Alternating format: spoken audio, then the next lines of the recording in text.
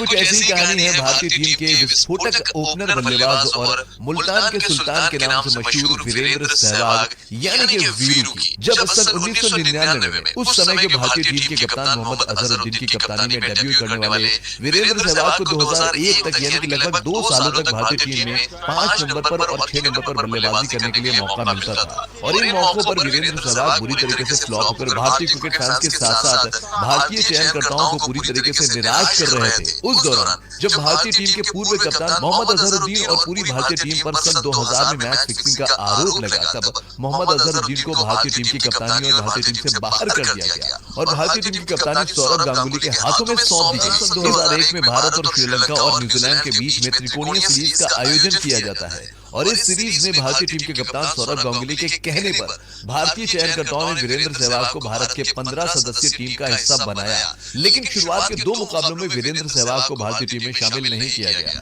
हालांकि इस त्रिकोणीय सीरीज के शुरुआती 2 मुकाबलों के बाद वीरेंद्र सहवाग को भारत की प्लेइंग 11 में चोटिल संजय बांगर की जगह पर शामिल किया गया। इस दौरान वीरेंद्र सहवाग को कुल 3 मुकाबले में 6 नंबर पर बल्लेबाजी करने का मौका मिला, लेकिन वीरेंद्र सहवाग इस मौके का फायदा न उठा पाए। इस दौरान वीरेंद्र सहवाग के बल्ले से इन 3 मुकाबलों में सिर्फ 18 रनों की पारी आई, जिसके चलते भारतीय क्रिकेट फैंस और भारतीय क्रिकेट मैनेजमेंट इस त्रिकोणीय सीरीज के सेमीफाइनल मुकाबले में जो कि भारत और न्यूजीलैंड के बीच में खेला जाना था, उस मुकाबले में ये चाहते थे कि भारतीय टीम के कप्तान सौरभ गांगुली बुरी तरीके से फ्लॉप चल रहे वीरेंद्र सहवाग को प्लेइंग 11 से बाहर निकालकर सहवाग की जगह पर चोट से रिकवर कर चुके संजय बांगर को टीम में शामिल करें। तारीख 2 अगस्त सन 2001 श्रीलंका का कोलंबो का क्रिकेट मैदान, जहां पर भारत और न्यूजीलैंड के बीच इस त्रिकोणीय सीरीज का सेमीफाइनल मुकाबला खेला जाना तय हुआ, जहां पर वीरेंद्र सहवाग की जगह पर संजय की प्लेइंग 11 में शामिल कर लिया गया। लेकिन मुकाबला शुरू होने के कुछ देर पहले ही खबर आती है कि भारतीय टीम के उस दौर के ओपनर बल्लेबाज सचिन तेंदुलकर की तबीयत खराब हो जाती है, जिसकी वजह से सचिन तेंदुलकर इस महत्वपूर्ण मुकाबले में भारत की प्लेइंग 11 का हिस्सा नहीं बन पाएंगे। सचिन तेंदुलकर जो उस समय भारतीय टीम की रीढ़ की हड्डी कहे जाते थे, जिनकी वजह से भारतीय टीम लगभग 80% मुकाबलों में जीत हासिल करती थी, और उनके इस तरीके से बीमार होकर इस मुकाबले से बाहर जाने का मतलब भारतीय टीम आधा मुकाबला पहले ही हार चुकी थी। ऐसी हालत में मजबूरी में एक बार फिर से इस सेमीफाइनल मुकाबले से बाहर हो चुके वीरेंद्र सहवाग को भारतीय टीम के कप्तान सौरभ गांगुली ने भारत की प्लेइंग 11 का हिस्सा बनाया। मुकाबले की शुरुआत होती है, जहां पर इस मुकाबले में न्यूजीलैंड के कप्तान ने टॉस जीतकर पहले बल्लेबाजी करने का फैसला किया और निर्धारित 50 ओवरों में न्यूजीलैंड के नॉर्थन एस्टल के 108 और कप्तान स्टीफन फ्लेमिंग के 66 रनों की पारी की बदौलत इस मुकाबले में भारतीय टीम के सामने 264 रनों का विशालकाय पहाड़ जैसा लक्ष्य दिया। जी हां साथियों, अब आप ये सोच रहे होंगे कि 264 रनों का लक्ष्य हम विशालकाय पहाड़ जैसा लक्ष्य क्यों बोल रहे हैं? तो साथियों, वो इसलिए बोल रहे हैं क्योंकि इससे पहले इस सीरीज में भारत और न्यूजीलैंड के बीच कुल 2 मुकाबले खेले गए और उन दोनों मुकाबलों में पहले मुकाबले में जहां न्यूजीलैंड की टीम ने 50 ओवर में भारतीय टीम को 211 रनों का लक्ष्य दिया था और उस लक्ष्य का पीछा करने के दौरान पूरी भारतीय टीम 127 रनों पर ऑल आउट होकर यह मुकाबला 84 रनों से हार गई थी। ये रहा वो स्कोरबोर्ड। तो वही इस त्रिकोणीय सीरीज में भारत और न्यूजीलैंड के बीच में दूसरा मुकाबला खेला गया, तो उस मुकाबले में न्यूजीलैंड ने निर्धारित 50 ओवरों में भारतीय टीम को दिया और उस लक्ष्य का पीछा करने के दौरान पूरी भारतीय टीम 143 रनों पर आउट होकर न्यूजीलैंड से ये मुकाबला 67 रनों से हार गई। इससे आप अंदाजा लगा सकते हैं कि उस समय न्यूजीलैंड की टीम में कितने खतरनाक गेंदबाज हुआ करते थे और भारतीय टीम उस दौर में कितनी कमजोर टीम हुआ करती थी। ऐसे हालात में ये 267 रनों का लक्ष्य भारतीय टीम के लिए सचिन तेंदुलकर की गैर हाजिरी में बिल्कुल पहाड़ जैसा लक्ष्य था, जिस पर चढ़ना भारतीय टीम के लिए आसान होने वाला नहीं था। ऐसी हालत में अब भारतीय पारी का आगाज होने वाला था, लेकिन भारतीय टीम के लिए सबसे बड़ी समस्या ये थी कि 5 नंबर और 6 नंबर पर बल्लेबाजी करके कौन सा तीर मार लिया, क्या उखाड़ लिया। और सुन, तूने ना 5 नंबर ना 6 नंबर पर बल्लेबाजी करके जो तीर मारा है ना और जो उखाड़ा है ना, बस उससे थोड़ा सा ज्यादा उखाड़ने की कोशिश करना। वैसे भी कप्तान होने के नाते मेरे ऊपर कुछ ज्यादा ही प्रेशर पड़ रहा है तुझको टीम से बाहर करने के लिए, तो बाहर होने से अच्छा है कि एक बार ओपनिंग भी ट्राई कर ले। क्या पता ओपनिंग में तू कुछ अच्छा कर ले जाए। दादा के बार बार कहना ओपनिंग करने के लिए तैयार होते हैं। ऐसी हालत में पूरी दुनिया के साथ साथ भारतीय टीम के कप्तान सौरभ गांगुली जो वीरेंद्र सहवाग को ओपनिंग करने के लिए बोल रहे थे, उन्हें इस बात का तनिक भी एहसास नहीं था कि जो वीरेंद्र सहवाग ओपनिंग के लिए तैयार नहीं हो रहा है, जिस वीरेंद्र सहवाग को सौरभ गांगुली इस मुकाबले के बाद टीम से बाहर करने के बारे में लेकर आता है डेरिल टफी, और टफी के सामने भारतीय टीम के कप्तान सौरभ गांगुली। डेरिल टफी ने अपने इस ओवर में खतरनाक गेंदबाजी करते हुए भारतीय टीम के कप्तान सौरव गांगुली को एक भी रन बनाने का मौका नहीं दिया। ऐसे हालात में पहले ही ओवर में डेरियल टफी की इस खतरनाक गेंदबाजी को देखकर पूरी दुनिया ये समझ चुकी थी कि पिछले दोनों मुकाबले की तरह ये मुकाबला भी भारतीय टीम न्यूजीलैंड से हार जाएगी। ऐसी हालत में दूसरे ओवर की शुरुआत होती है और न्यूजीलैंड की तरफ से गेंदबाजी में पारी का दूसरा ओवर लेकर आता है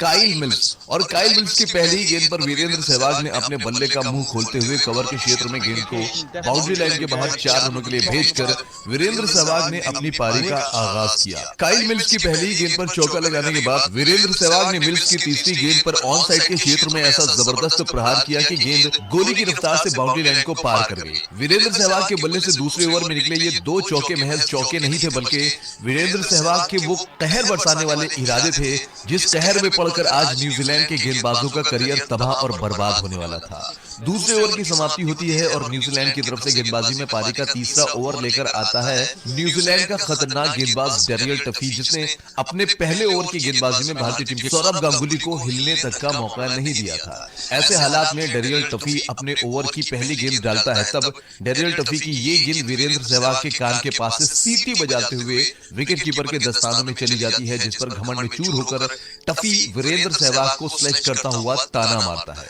ओए बच्चे, क्रिकेट खेलना तेरे बस की बात नहीं है, जा हीरा खोल के दूध बेच, क्रिकेट हम खेल लेंगे। टफी के इस ताने पर वीरेंद्र सहवाग चुप रहे। उन्होंने टफी को बल्ले से जवाब देने का मन बनाकर टफी की दूसरी गेंद पर मिड विकेट पर जबरदस्त प्रहार करके गेंद को बाउंड्री लाइन के बाहर भेजकर वीरेंद्र सहवाग ने टफी के इस ओवर की अगली 2 गेंद पर 2 और बाउंड्री लगाकर इस ओवर में कुल 3 चौके सहित 12 रन ठोककर उस भीषण रण का आगाज कर दिया जिसकी कल्पना किसी ने भी नहीं की थी। टफी के बाद न्यूजीलैंड की तरफ से गेंदबाजी में पारी का छठा ओवर लेकर आता है काइल मिल्स और मिल्स के इस ओवर में वीरेंद्र सहवाग उस पर कहर बनकर टूट पड़े। इस दौरान सहवाग ने 1 नहीं 2 नहीं बल्कि इस ओवर में कुल 4 चौके जड़कर वीरेंद्र सहवाग ने देखते ही देखते 10 ओवर की समाप्ति तक भारतीय टीम के स्कोर को 58 रनों के करीब पहुंचा दिया। इस दौरान जहां भारतीय टीम के कप्तान सौरव गांगुली के बल्ले से 33 गेंदों पर सिर्फ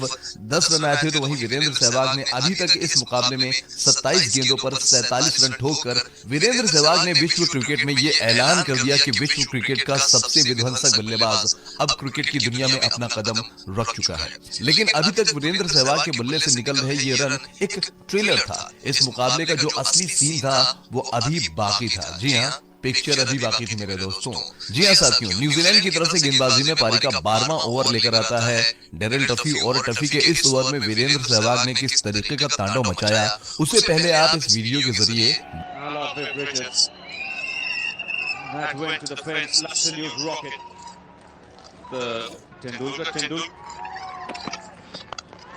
Here he goes again, it's really offside field, 4 in a row, well, unbelievable. This is outstanding stuff. 4 boundaries in the over. What it's done, it's not only lifted the spirits of the Indians in the dressing room and the people watching, but Lord, it's so much easier. Certainly does, he can slow down. He's not going to slow down, it's it, oh, it's on the wide, yes, it's a 6. Magnificent 6. What an over.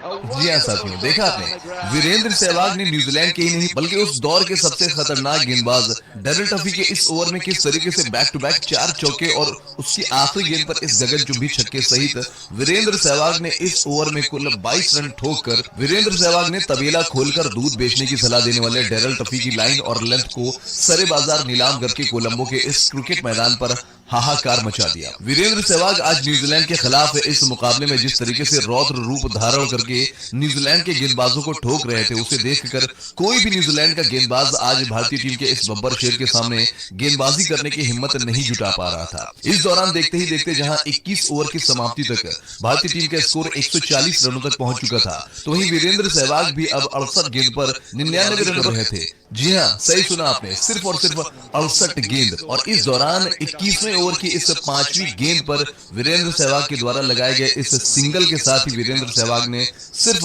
69 गेंद पर ही New Zealand के खिलाफ अपना शतक ठोककर पूरी दुनिया को दांतों तले उंगली दबाने पर मजबूर कर दिया। जी हाँ साथियों, वीरेंद्र सहवाग वो सहवाग जिनके बल्ले से पिछले 3 मुकाबलों में सिर्फ 18 रनों जिस वीरेंद्र सहवाग को उनके कप्तान और टीम के मैनेजमेंट इस मुकाबले के बाद टीम से बाहर फेंकने वाला था। साथियों, वीरेंद्र सहवाग की इस 100 रनों की पारी में वीरेंद्र सहवाग के बल्ले से कुल 19 चौके और 1 छक्के, यानी कि वीरेंद्र सहवाग ने इस शतकीय पारी के दौरान 82 रन तो सिर्फ बाउंड्री से बनाए थे। इससे आप वीरेंद्र सहवाग की तूफानी बल्लेबाजी का अंदाजा लगा सकते हैं। वीरेंद्र सहवाग के बल्ले से आई इस पर 100 रनों की शतकीय पारी उस दौर में वनडे इतिहास की सबसे तेज पारियों में से एक थी। वीरू के इस तूफानी शतक पर उस स्टेडियम में मौजूद क्रिकेट फैंस के साथ साथ पूरी दुनिया वीरेंद्र सहवाग के नाम का जयकारा लगा रही थी। वीरू की इस तूफानी 100 रनों की पारी की बदौलत भारतीय टीम का इस मुकाबले में जीत का रास्ता आसान हो गया, जिसके चलते भारतीय टीम ने इस मुकाबले को 45 ओवर में ही अपने नाम कर लिया। हाँ, वो भारतीय टीम जो इस सीरीज में न्यूजीलैंड से खेले गए 2 मुकाबलों में 150 रन भी नहीं बना पाई थी,